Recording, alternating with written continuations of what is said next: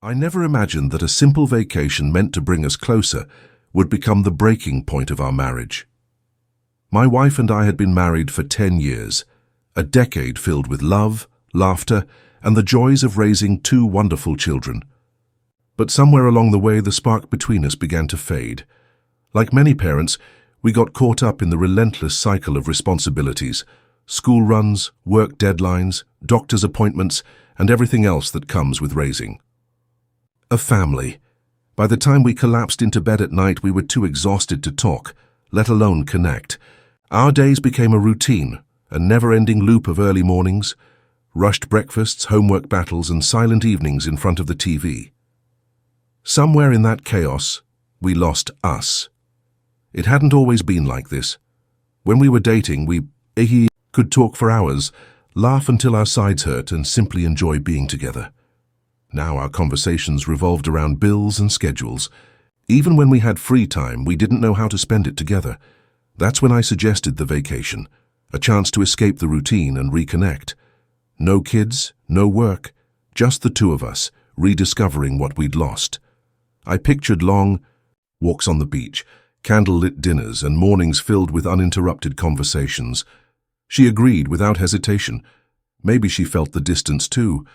We booked a tropical getaway, hopeful that this would be our fresh start. When we arrived, the resort felt like paradise. The sun warmed our faces, the waves whispered promises of relaxation, and the white sand stretched out like an invitation. For a moment, I believed this was exactly what we needed. The first day was beautiful.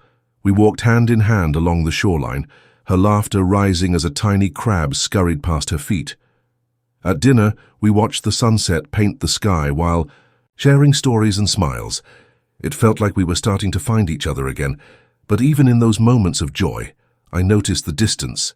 She spent more time on her phone than I liked, scrolling through social media and texting friends. When I suggested a sunrise walk, she declined, saying she needed to catch up on sleep. It wasn't a big deal, but it stung.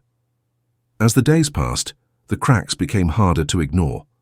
I often caught her lost in thought, her face reflecting something I couldn't quite read. When I asked what was on her mind, she'd brush it off with a vague, nothing important. I told myself these were just remnants of our busy lives, that this trip would help us heal, but sometimes the signs you ignore become the ones that break you. One evening, the beach was alive with music and laughter. A dance competition was announced, and her face lit up with excitement. The same excitement I'd fallen in love with years ago. Before I could say a word, she was already stepping toward the stage, slipping off her sandals and joining the crowd. Then he appeared. Her dance partner, a young, confident local with an easy smile and the kind of charm that drew attention. As they danced, their chemistry was undeniable. He twirled her effortlessly, her laughter ringing out above the music. And from where I sat, drink in hand, I realized with a hollow ache that in that moment I no longer existed for her. She seemed so carefree, so alive. For a moment I thought maybe this was good for her. She deserved to have fun. But as the dance continued, a knot formed in my stomach. The way he held her waist, the way she leaned into him, it was too much. I stood on the sidelines, clapping awkwardly with the crowd, but I felt miles away. Every laugh, every lingering touch felt like a stab to my chest. Was this really about the dance? Or was it about everything we had ignored in our marriage? The silence, the distance, the way she sought validation from others instead of me. The applause was deafening when the music ended, but all I felt was anger. As they bowed and exchanged smiles, I knew I had to speak up. "Can we talk?" I asked, my voice tight. She followed me a few steps away from the crowd, her face clouding with irritation. "What's the big deal?" she snapped when I told her how I felt. "It's just a dance. We're on vacation. I'm having fun."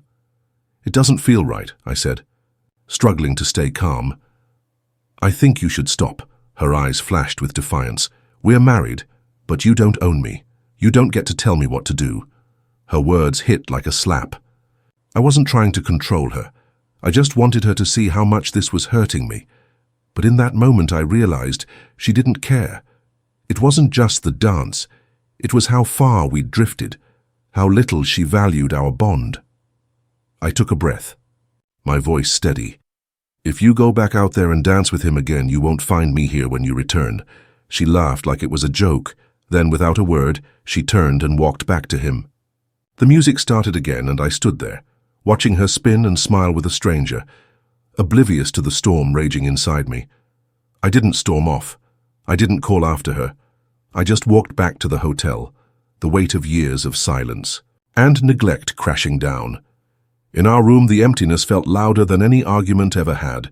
I packed my things on autopilot, booked a taxi to the airport, and stared at the suitcase that held more than clothes. It held the end of a life I had fought to save. As I left, there was no anger, just clarity. I deserved more. Not perfection, not a fairy tale, but someone who chose me. And sometimes the only way to find yourself again is by letting go of what's already gone.